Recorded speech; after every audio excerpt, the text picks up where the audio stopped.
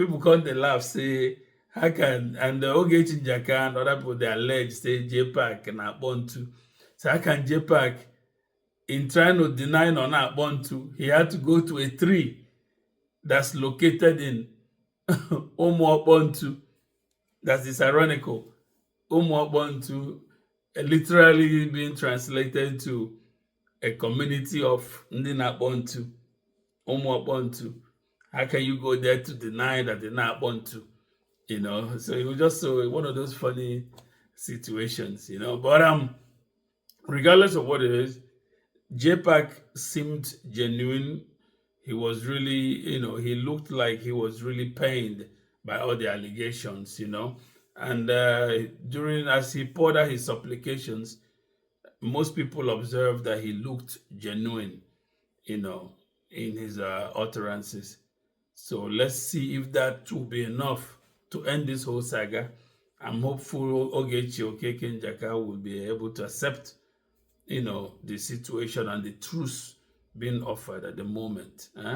Let's watch the rest of the video. All right. In this village, if you watch Ukuya, ana bacha sa ahụ ya. Ana ezu koshi, ana abia bachari ya na abali. But anyone they call indigenous of this town does not eat this. Don't allow it. On agwo ya, anya dey were atie na anya si ndị Ọkpụ. Mana ana eji agwo oyo obodo. Our forefathers told us about this. This tree is more than 5,000 years. Yeah. It's more than 5,000 years. Otono here. I think it's the tallest tree in Ngọr Ọkpala. Sure. Yes. Almost the tallest in Imo State. Yes. So all the Ọkpụ. Now, when JPAC came, or we're saying not here, we prove his innocence over the allegations they've leveled against him. And I said there's no need for that. But he insisted. I said you can only come here to pray. You can only come here to ask Chukwu Okike. But hence he's here. Then I will hand over to my brother to continue. Then if you wish to pray, if you wish to say anything, he can go ahead. Go ahead. Okay, my brother, you're welcome. Thank you. Thank you very much. Obodo anya awo obodo Chukwu keziri ofuma. Obodo Chukwu chọrọ mma. Obodo ndị nọ n'ime ya na-ebi ndụ ziri ezi. Obodo na-enwe magomage nwa aghụghọ. Onye ọbụla bịara ebe a meta ihe na-agọ n'agụgọ ihe ahụ o mere. Ya bịa ebe a ọ ma nla ya. Mana ebe ịbatakwa na taa chọrọ iprove ụwa na aka gị dị ọcha. Gị mechaa ị ga-ala n'udo. Kama ọ wụ ndị iro gị wụ ndị ga-eburu akụkọ ọjọọ, ga-eburu ihe ihere.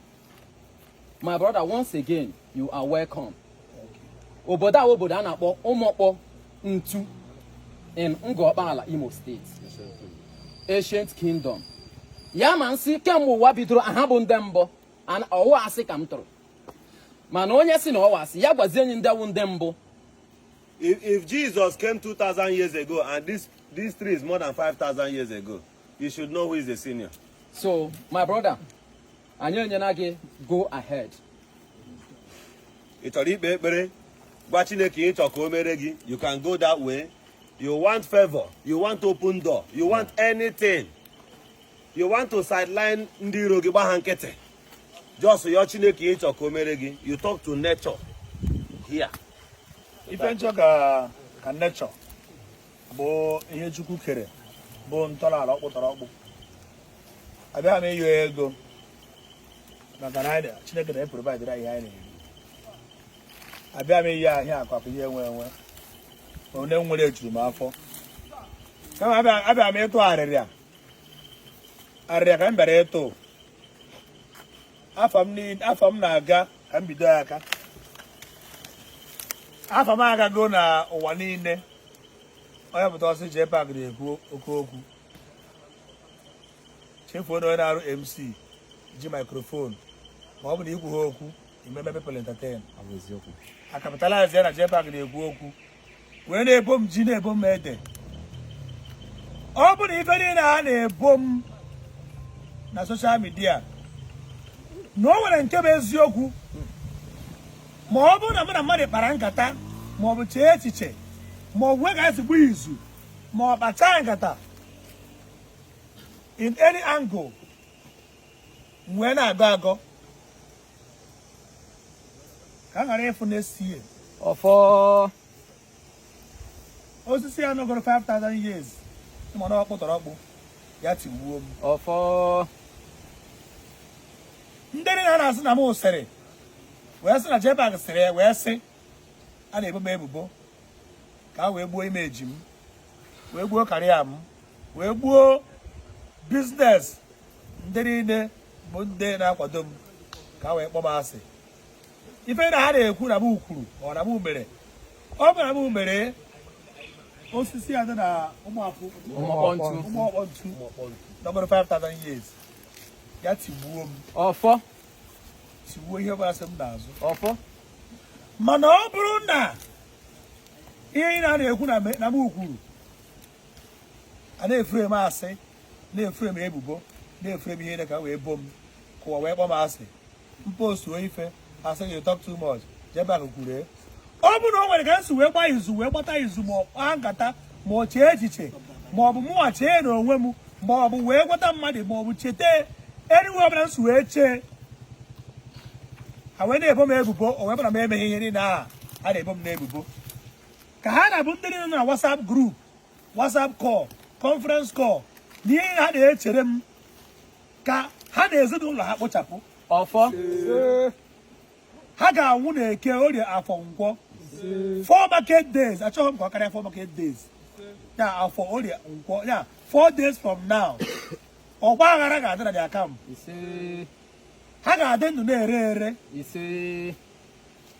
ha ga-adị ndụ na-ere ere because nwata chọba nke ọ bụrụ ajọ mmadụ gị na mmadụ emegide biznes ọ bụla biznes ahụ agbụghị ịpụọ onwe ya ọbụla gabara onwe mana gị na mmadụ emebe biznes ọ bụ na ọ bụ onye ukwu bụ onye nta onye nke ọzọ bazi edere ebo gị ebubo ka afụ na onwezi onye kpọrọ gị ọrụ ka ha na-abụ ndị na-aplanụ na-ebo m ebubo ị nọ Amerịka ị nọ Naijiria ị nọ Eshia ị nọ Afrịka ị nọ Europe ebe ọbụla ị nọ na mpaghara mkpụ ụwa niile ịṅụọ mmiri ya gbado gị na akpịrị ihe ọbụla iri ọbụla ihe azụrụgasị na-eri nri wee tinye ya nnu anyị agbagbu aka m dị ọcha ọbara eziokwu my friend ruo echi mana apụta asị na mụ na ọbara eziokwu bụ partner in crime mana ọbara eziokwu echebeghị echiche one day ka emegide mmadụ na ọka ọ wee dịrị mmadụ na mma mana enwere ike ọbụla chi na-efe ka m na-efe ma ọ bụla ọ bụghị ka ị na-eje ka m na-eje that does not mean na onye ahụ nwere obi ọjọọ mana ọbara eziokwu aplan beghere ịvụ mmadụ against anybody mana ihe na ha na-ebo m not only me ma onye ọbụla kwutere okwu ka ọ bịa sọpọtụ JPAC ha sị na ndị otu ka ha na-abụ ndị na-ekwu ihe aha osisi a tigbuo onye aha sleepless night onye aha ga-arahụ ụra ọ ga-arahụ ụra ma ụmụ ya ma ụmụ ọ ga-amụ ma nne ya ma nna ya ma nwunye ma di ya ma ihe ọbụla si ahụ ha niile ha ga-eji ala wee zere mmiri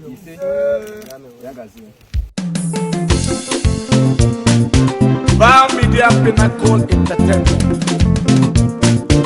Derema.